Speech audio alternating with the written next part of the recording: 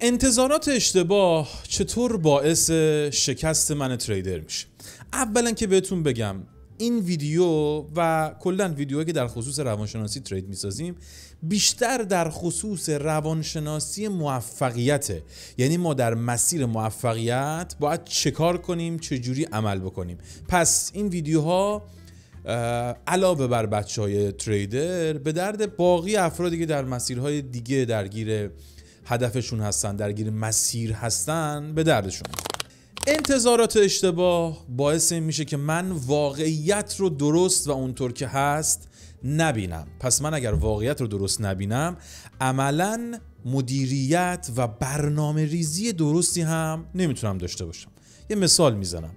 تصور بکنید شما میخواید از تهران تشریف ببرید بندرعباس و انتظارتون اون انتظار اشتباهه اینه که فکر میکنید 300 کیلومتر فقط، یعنی از تهران تا بندرعباس 300 کیلومتر.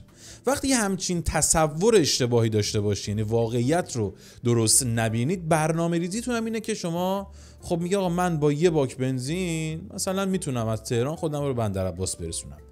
ولی در عمل چه اتفاقی میفته؟ من حرکت میکنم و هنوز هیچی نشده و به جای خاصی هم نرسیده، میبینم که بنزینم تموم شد و باعث میشه که اون زمان سفرم رو از دست میدم، خیلی اذیت میشم و خلاصه حالا باقی ماجرا.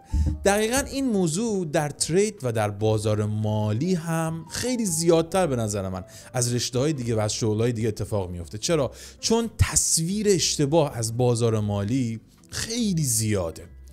اولین گروه افرادی هستند که بیرون یک بدهی، یک مشکل مالی، یک توهمی دارن و عشق پولدار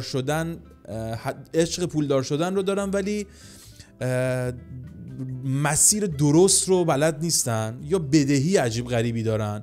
میان اینجا فکر میکنن که میتونن 3 ماه یا 6 ماه بیان سریع این پوله رو در بیارن. خب ببین، یک انتظار اشتباه است که باعث این برنامه ریزی اشتباه میشه و تهش هم کاملا مشخصه. گروه دوم، این رو مثال میزنم براتون. ببخشید. یه شخصی اومده بود پیش من، به من گفتش که آقا من فکر میکنم که استعداد ترید در من خیلی زیاده و من اصلا استعداد ترید دارم. گفتم خب این رو چه حساب میگی؟ گفت همینجوری حس میکنم. گفتم که خب آیا تا حالا تجربه کار در بازار مالی داشتی؟ گفت نه. گفتم آیا در اطرافیان شما کسی بوده که درگیر بازار بوده باشه یا به سوددهی رسیده باشه یا اصلا که 2 سال در این بازار کار کرده باشه؟ گفت نه. ببینید این هم عملاً توهم زده.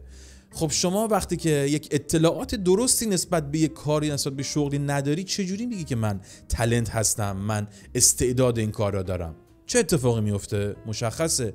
من فکر میکنم که از بقیه خیلی باهوش‌ترم، خیلی تیزهوش‌ترم و اصلا برای این کار ساخته شدم و وقتی وارد این کار میشم انتظار دارم زودتر از بقیه به موفقیت برسم. نتیجهش هم کاملا مشخصه. بازار به توهمات من کاری نداره. بازار به تجربه، به مهارت، به اون چیزی که میتونم از داشته هام و از اون چیزی که یاد گرفتم روی بازار نشون بدم کار داره. و گروه سوم هم کسایی هستن که تحت تأثیر اطلاعات اشتباه این بازار قرار گرفتن. ما میبینیم در تبلیغات که تو هم اگر میخوای بیای مثل من کار کنی، مثل من این خونه رو بخری، این ماشین رو بخری، بیا مثلا پکیج منو بخر. شما در 6 ماه، در 3 ماه میتونی بیای در فلان کلاس من شرکت بکنی، اتفاقا بیفته. اولا که من بگم شنونده باید عاقل باشه. شما باید بدونی یه خونه رو من چجوری میتونم از یک کاری که هیچ اطلاعاتی نسبت بهش ندارم بیام در 3 ماه یا در 6 ماه اصلا این خونه رو خریداری کنم. این یک. پس اول باید شما عاقل باشی. 2، خود این موضوع باعث میشه که خب من برای اینکه اطلاعاتم نسبت به این کار درست باشه، به من داره یک دیتای اشتباهی میده و این اطلاعات اشتباه باعث میشه که من برنامه ریزی اشتباه کنم.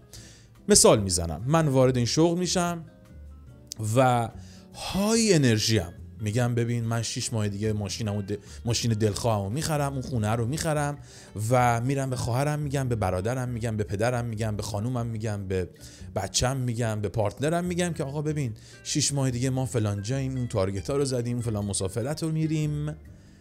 اینا خودش نه تنها یه انتظاری برای من ایجاد میکنه، حتی انتظار این افراد نزدیک من هم داره در واقع بر من ایجاد میشه. و باز هم میگم بازار به انتظارات من و به نیازهای من کاری نداره. رفته رفته اتفاق بدی که میفته اینه که منی که اتفاقا خیلی مسیر رو درست داشتم میرفتم، 3 ماه 4 ماه خوب کار کردم، آموزش ها رو درست دیدم، پرتی زمان نداشتم، هدر رفت انرژی نداشتم، دنبال کارهای بیخود نرفتم، زمانم واقعا مفید بود، سعی میکردم که خودم رو بالا نگه دارم، درگیر حاشیه نشم. چه اتفاقی میفته؟ نم وقتی به اون تایمه نزدیک میشم و نشونه هایی از موفقیتم که نمیبینم هیچ، دارم ضررم میدم، دارم روز به روز اوضاعم بدترم میشه، منابع مالیم هم دارم از دست میدم. خب این بده دیگه. کسی که میتونست آدم نرمالی بود، میتونست چند سال کار بکنه، یکم هم متوسط‌تر، نه با اون های انرژی، درست میتونست کار بکنه و برسه، عملاً با یک اطلاعات اشتباه، برنامه ریزی اشتباه دچار آسیب میشه. بعدش چه اتفاقی میفته؟ یا من باید برم بگردم واقعیت رو پیدا بکنم، یا با واقعیت مواجه میشم که یا باید بپذیرم واقعیت اینه و بر اساس واقعیت موجود برنامه ریزی بکنم برای آیندم، یا که واقع بین نباشم و باز هی بخوام واقعیت رو باهاش بجنگم، هی بگم نه اینجوری نیست، 2 ماه دیگه زمان بخرم، 3 ماه دیگه زمان بخرم، دوباره هی تقلا بکنم و این تقلا کردنه باعث این میشه که هی بیشتر آسیب میبینم، بیشتر اذیت میشم.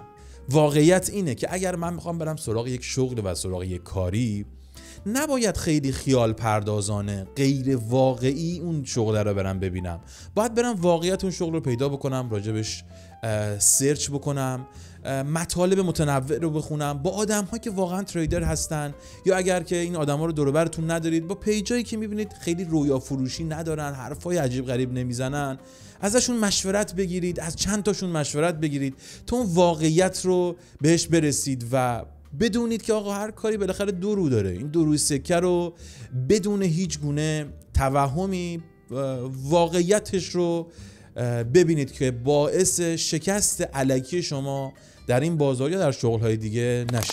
امیدوارم این ویدیو تونسته باشه حتی یک قدم شما رو به موفقیت نزدیکتر کرده باشه. من فرید بدخشان هستم، تریدر و تحلیلگر بازارهای مالی. در کانال یوتیوبم سعی میکنم که اطلاعات مربوط به روانشناسی بازارهای مالی رو با شما به اشتراک بذارم. تا درودی دیگر، بدرود.